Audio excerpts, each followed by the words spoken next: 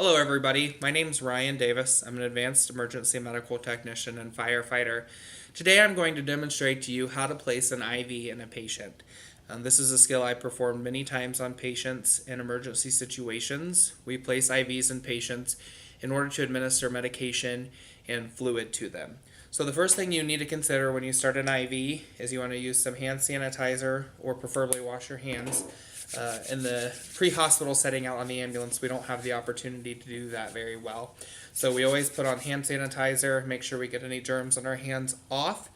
Then we want to make sure that we wear gloves. We want to make sure that we limit the exposure of blood from our patients onto our skin, onto our hands, because if they happen to have any infectious diseases, they could be transferred over to us. So we put on our gloves. Then you want to make sure all of your equipment is packaged. So this is IV catheters. This is what we actually use to place into our patient. And they are numbered differently. So this is a 16, this is a 20, we have an 18 and a 22. And you'll notice they're different colors. So the big thing you want to know about IV catheters is that the bigger the number is, the smaller the needle actually is. So if you have a patient that needs a lot of fluid very quickly, you're going to use a 16 or an 18 gauge. But for today, we're going to use a 20 gauge catheter because it doesn't hurt as bad, but you're still able to administer medication and fluid. So this is a 20 gauge. It's pink. This is what we're going to use. You want to make sure you have a tourniquet. This is what we use to restrict blood flow through the arteries, and this allows the veins to pop up in the arm, which I'll demonstrate in a moment. You need to have a saline flush. This is to clean out any blood that remains in your line and to allow the blood and medication to be pushed through the vein, which goes to your heart and is then moved throughout the body. You need a Tegaderm VenaGuard tape, something to secure your IV in after you've after you've placed it into the vein.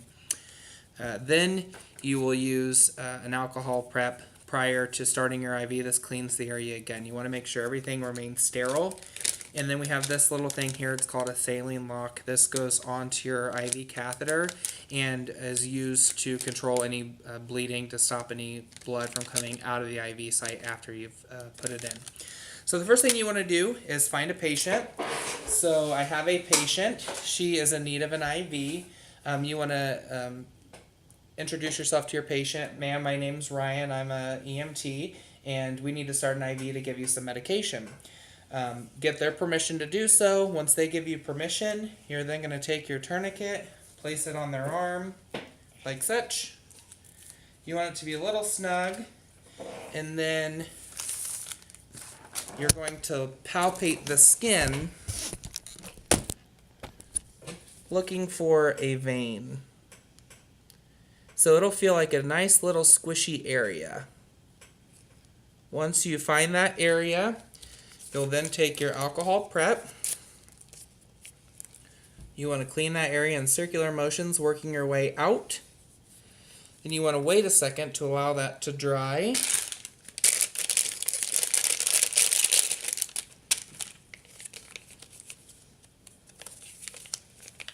You'll then open your IV catheter, remove your plastic seal, and there is a little piece on here. You want to turn it so that way you break that seal, so it makes it easier to go into the skin. Alrighty.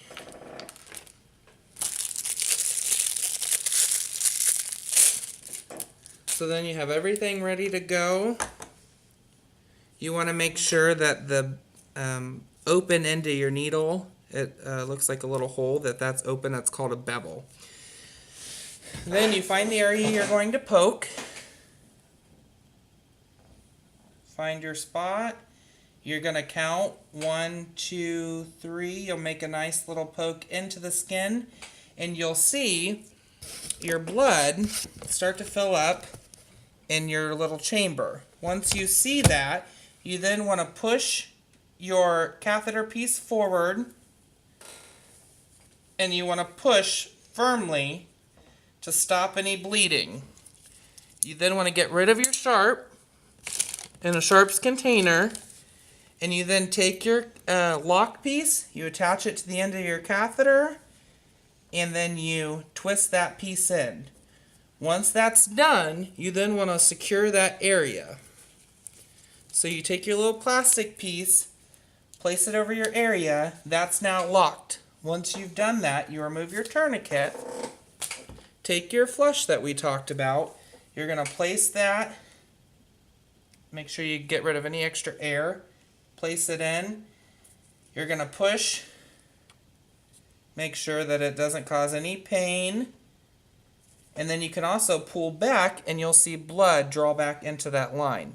When you see blood, that means that you have effectively gotten your IV into a vein.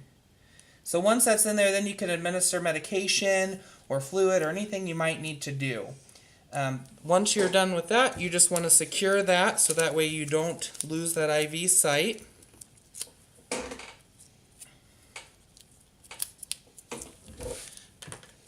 So that's how you effectively place an IV in a patient. The whole process should take less than a minute, maybe 30 seconds tops. It's a very good skill to have for people that work in emergency professions, work in a hospital, work in phlebotomy work. I hope that this was a great presentation for you, that you learned something new, and I hope you realize that there's nothing to be scared of when you have an IV placed. Thank you.